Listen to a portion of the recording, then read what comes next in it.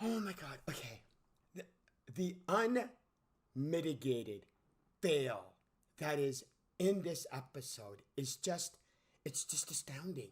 Now, don't get me wrong. It's not that this episode is filled with fail. No, no. There's pockets of fail, but the pockets of fail are just. I, I, show. I got a question. Help me out here. Help me out here, please. What the hell is this? What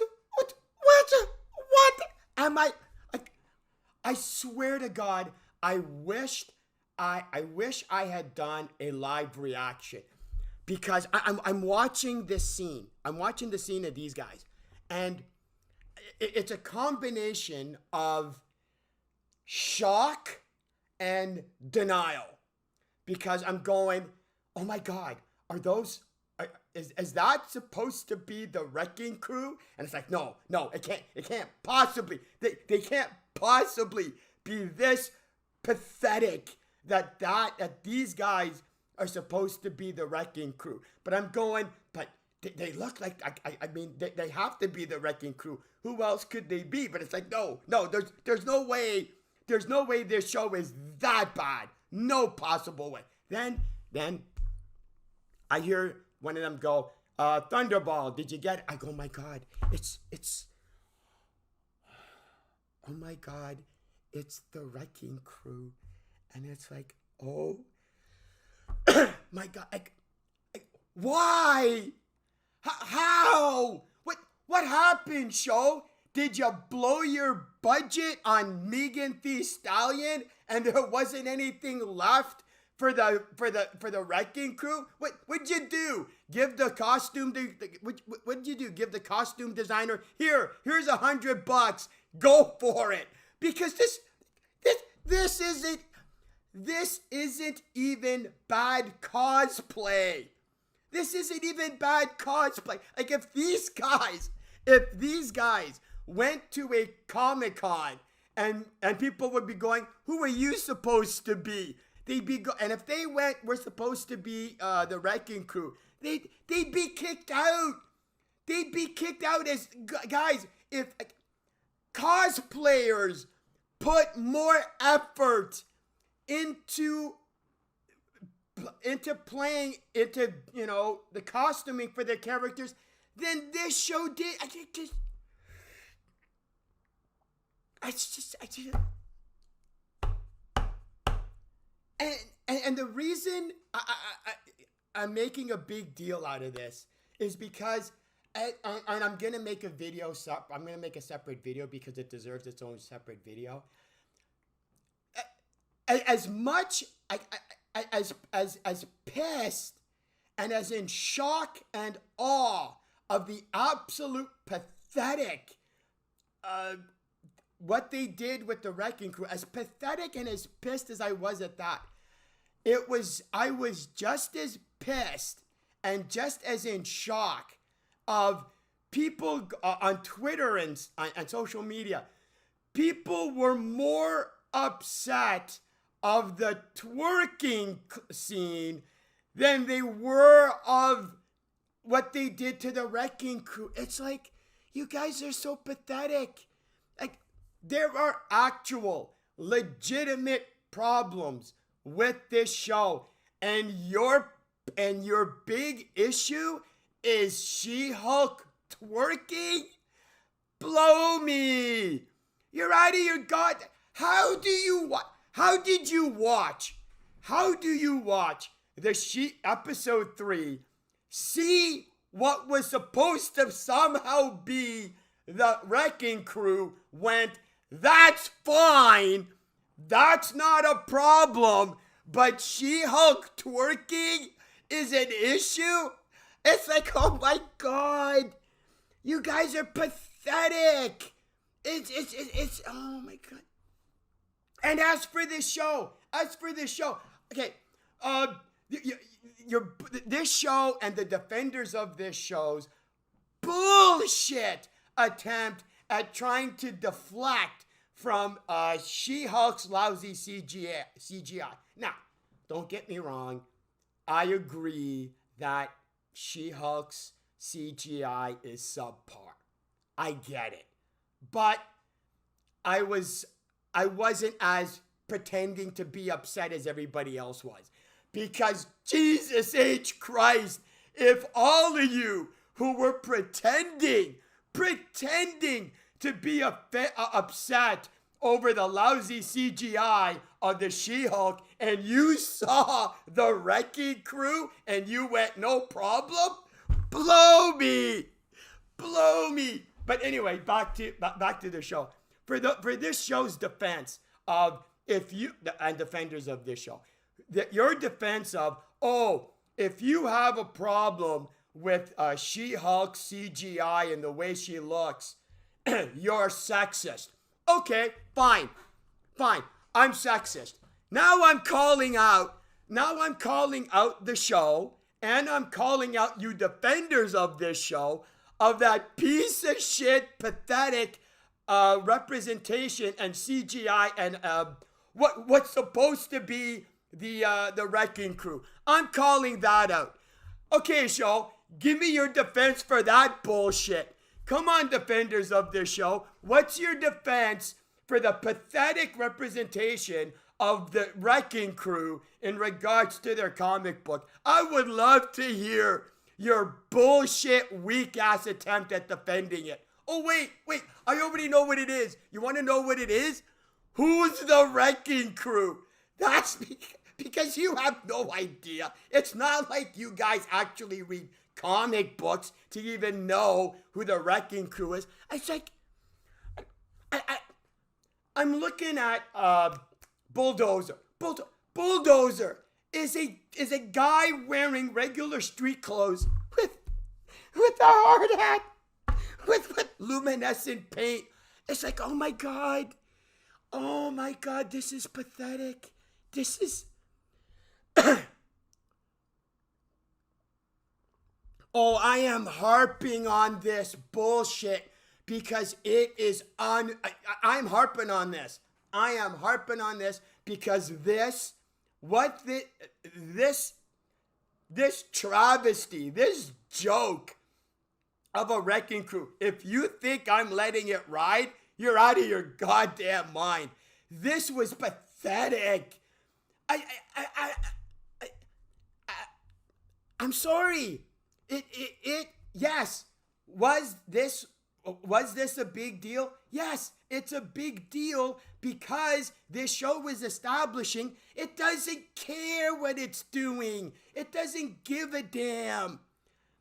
Then we have, now, here's the thing about the Wrecking Crew, is that they would have made an amazing cameo because early in the episode, when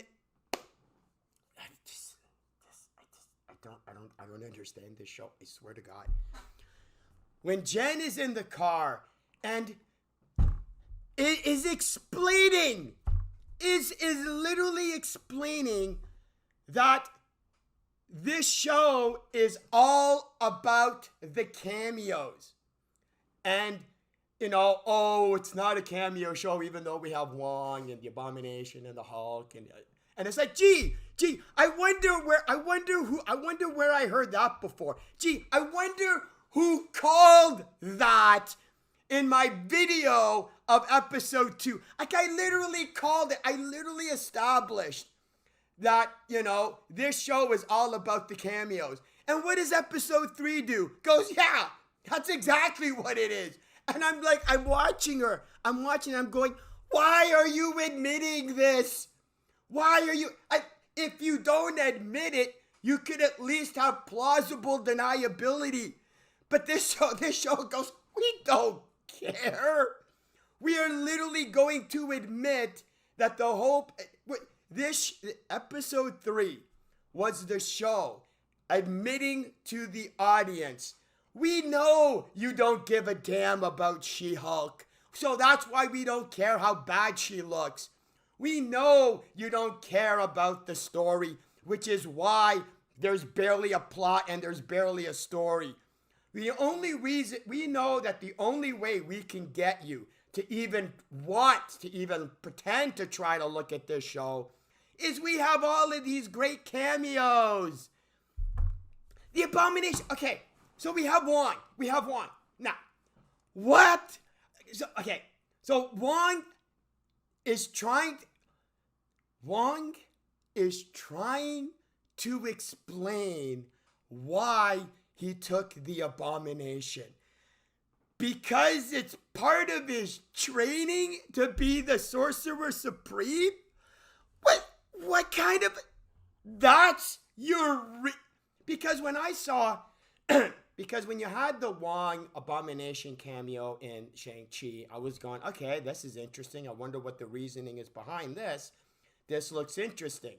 Except here's the thing. The MCU, they don't have one. They don't have a reason. Hey, you know what would have actually been funny? You know what actually would have been funny? Because it's actually the truth. Because of Jennifer Walters breaking the fourth wall, when Jennifer Walters asks Wong, why did you break him out? You might as well have just have had Wong say, so that way we can justify my cameo in this episode and we can justify having Wong in this show. Because that's the only reason you had Wong break out the Abomination in the first place.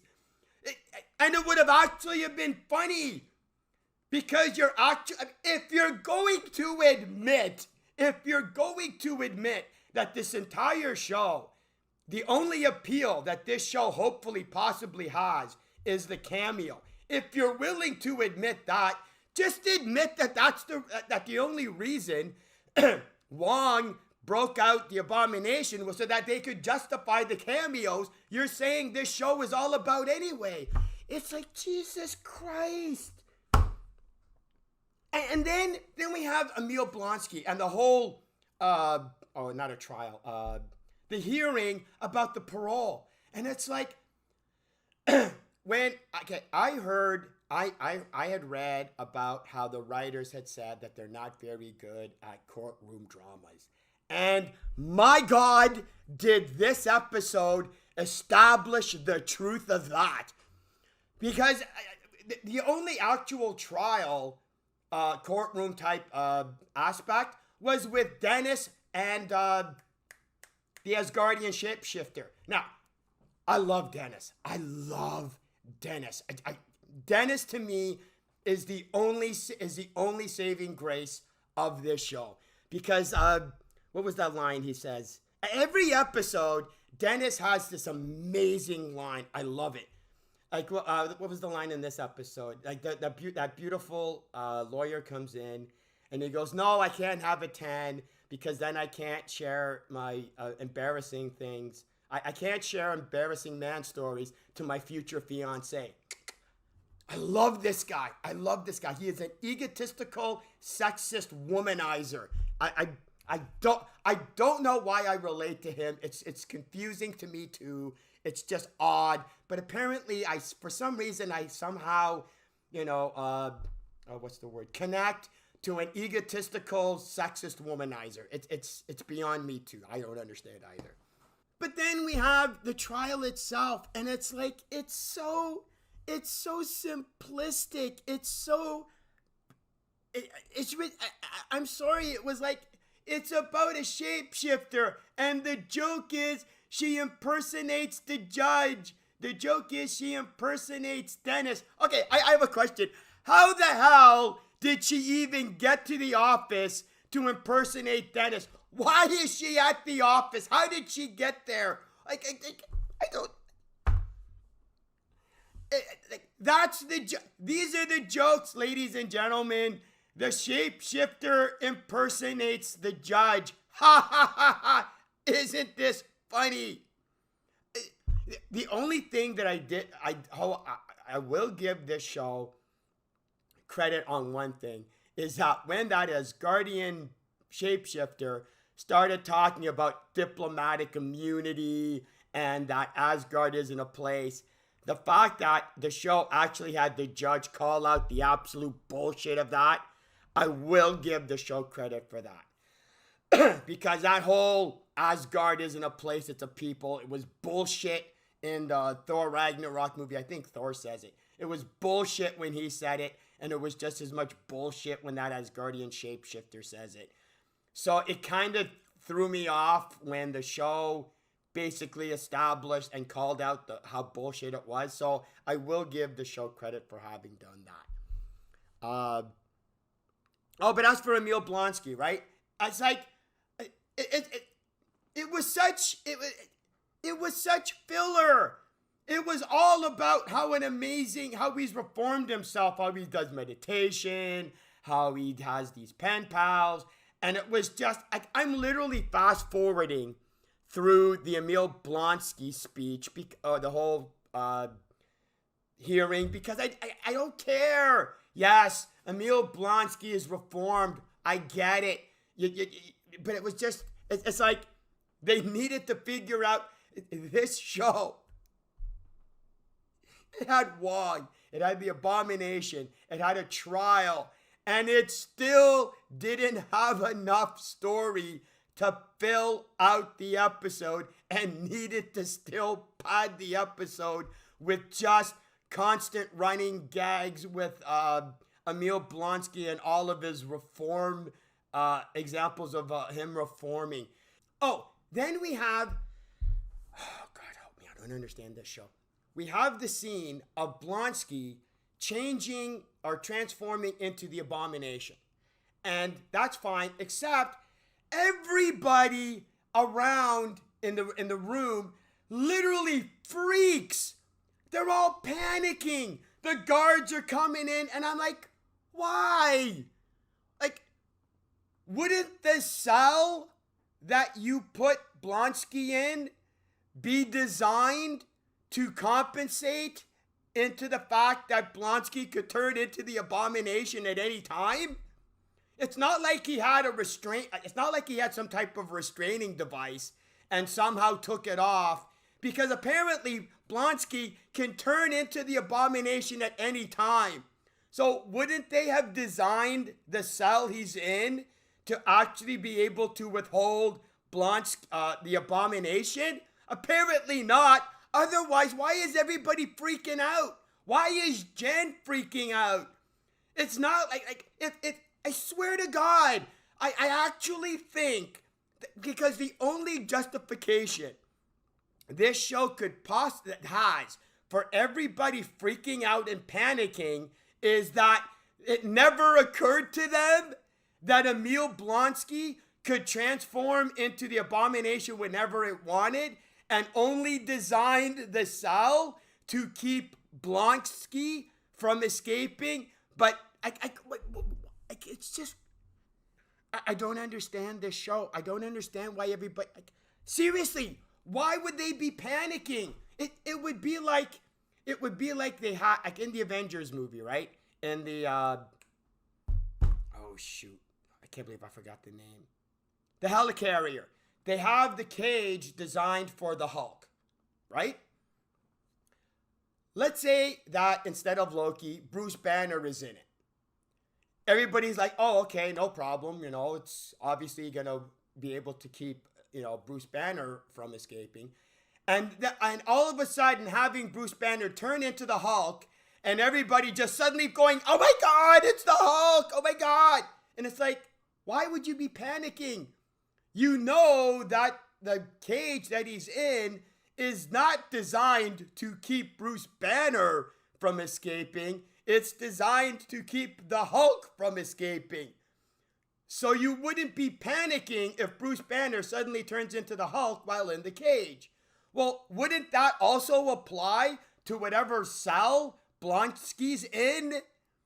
Why are you shocked and surprised? I think they're literally shocked that Blonsky turned into the Abomination in the first place. It's like, do you not know who you're talking about? Do you not know who's in the cage that you're suddenly shocked? It's not like there's there's not a restraining device on Blonsky to stop him from turning into the Abomination. And if he could turn, I don't understand this show. I don't understand the point. I could understand them being a little, taken aback and a little, flinching.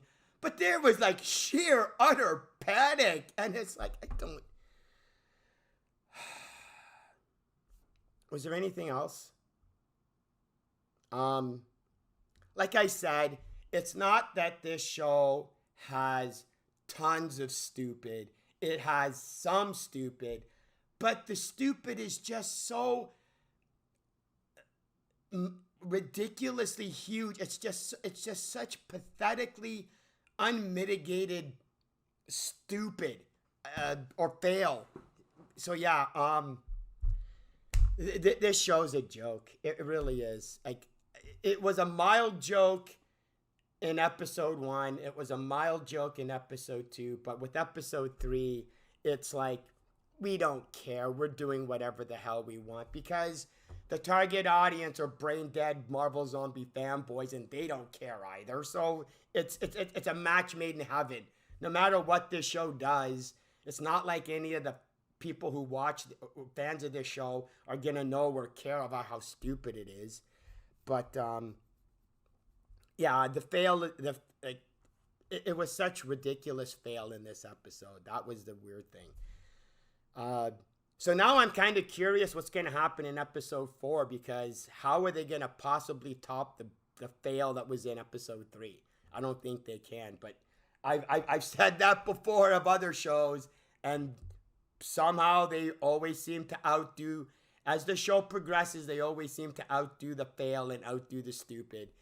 So I am kind of curious to see what they're going to do in episode 4. Yeah, I'm pleasantly surprised. I'm pleasantly surprised because I thought this show was just going to be a train wreck, and it was just going to be boring, and it was just going to be nothing to talk about. But my God, this show has got... Anyway, that's it for me. I'm out of here. See ya.